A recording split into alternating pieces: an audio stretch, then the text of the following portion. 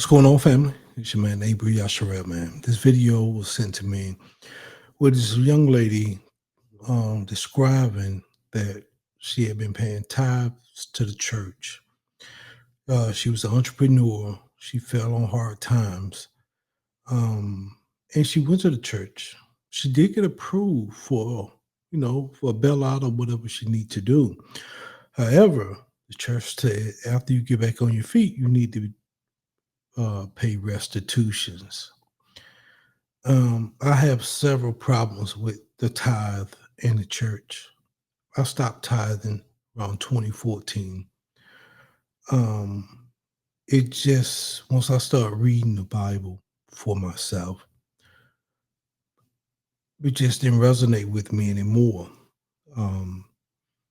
Especially in Numbers 18:21, where the tithe or the tenth, because tenth mean tithe, was supposed to be given to the Levites. The Israelites were supposed to give tenth or the tithe to the Levites.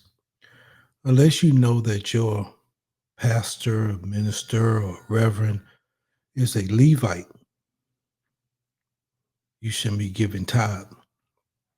You know what I mean? Because it was only given to the Levites. And then if you look at it in Psalms 147, 19 and 20, the Most High say he only dealt with Jacob.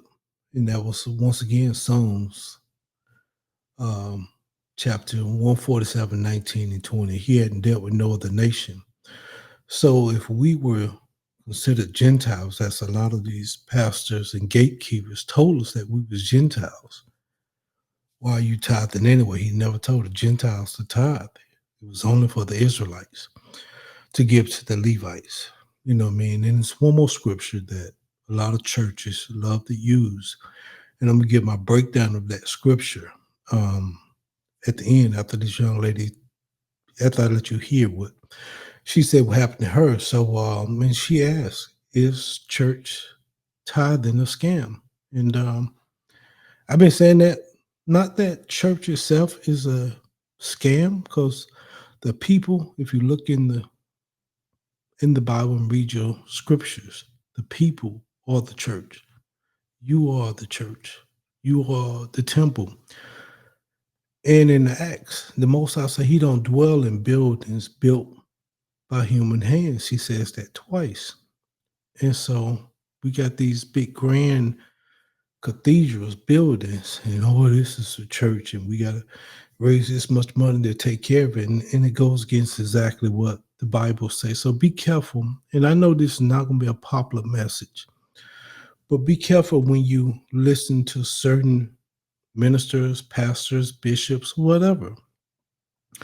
And I tell everybody to read the scriptures for yourself. Just go to the Most High for yourself. You know what I mean? Like I say, I haven't tithed in 10 years, and I have lived a blessed and prosperous life through the Most High, Yah Elohim, that guides me and my family every day. Today we just had our Shabbat Shalom service, and it was magical. And so yeah, we do our thing. But let me let y'all hear what this young lady said about the tithe and what happened to her, and we're gonna go from there.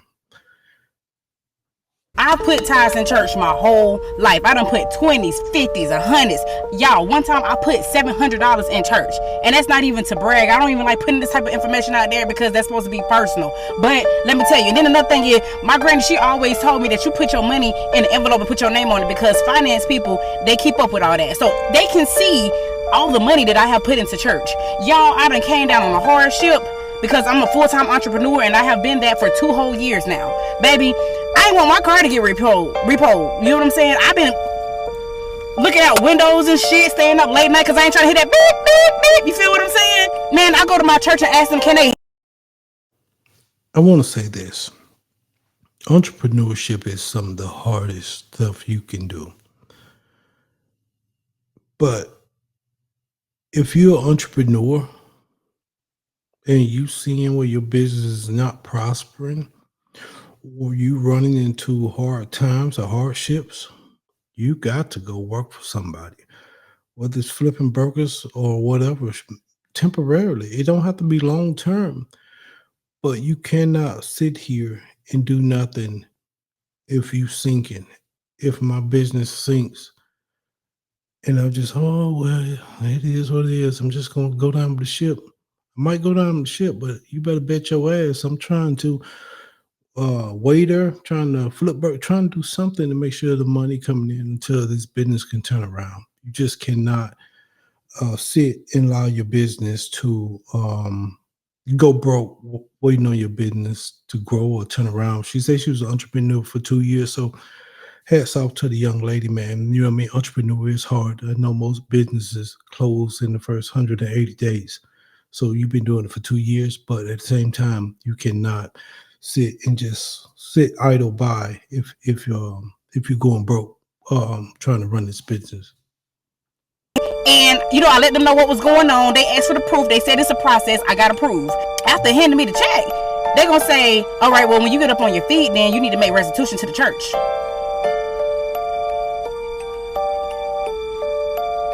Excuse me? I done put so much money in church, and y'all telling me that I gotta pay y'all back after all the tithe money that I put in church? Our church hold like what, 500? Church said they need their money, man. You know what I mean? Church is the new bank in the black neighborhoods.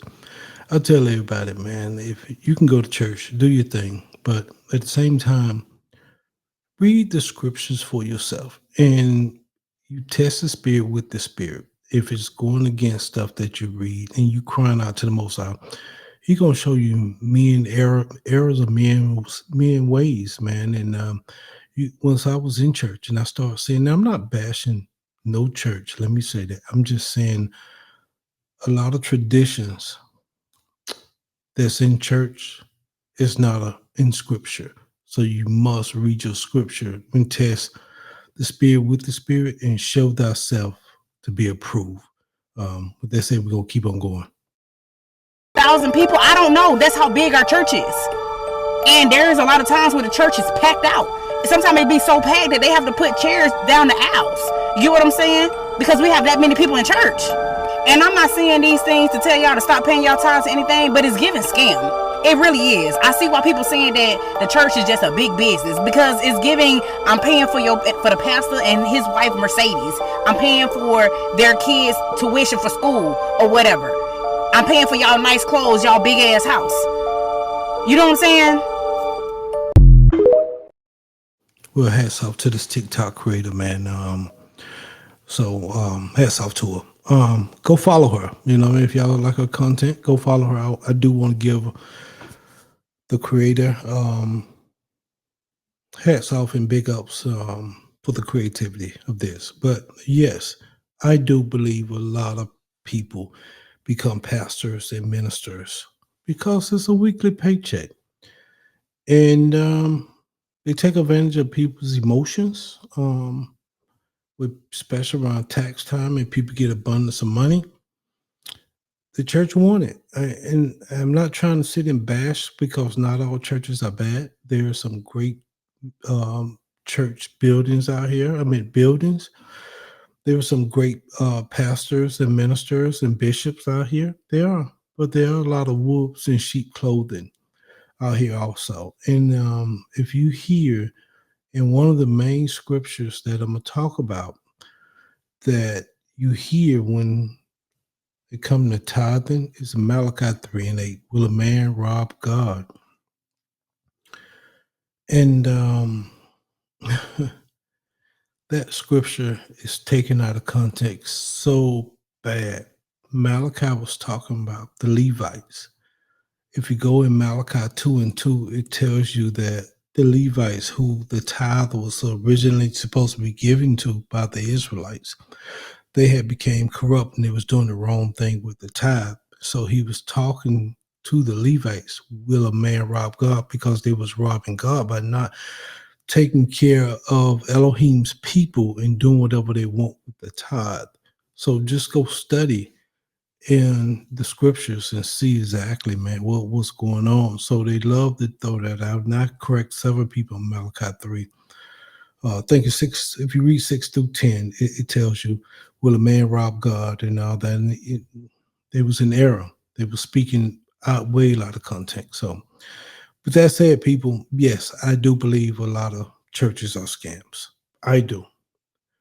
Church is big business. Church only gonna talk about certain things.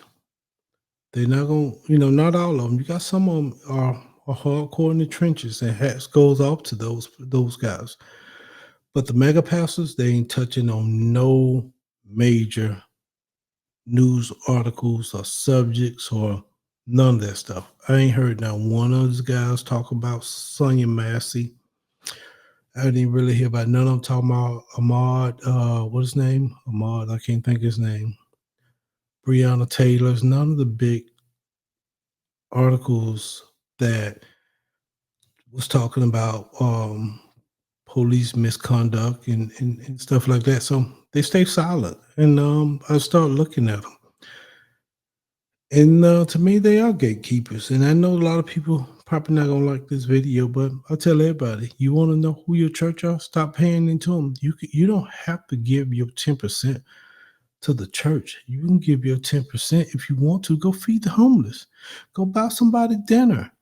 Give it to your neighbor. Whatever. You don't have to give it to them. You know what I mean? I'll tell you what I do a lot. I might be going to a restaurant and I pick up the tab on somebody's table and keep walking. I keep walking right there because I don't want you to thank me. Or if I'm in a drive-through, I'd be like, I'm gonna pay for the car behind me, and after that, I pull off. And I look in the rearview mirror, and when the lady told them that they may have been paid for, they'd be trying to see who it is. I try to bend a corner right fast and be gone because I don't want you to thank me. It's not me. I'm doing it from the kindness of my heart. I'm doing it for my Elohim. You know what I mean? Give him all praise, glory. And with that said, people, Abrew Yashar'el, and I'm out until next time. Y'all be easy.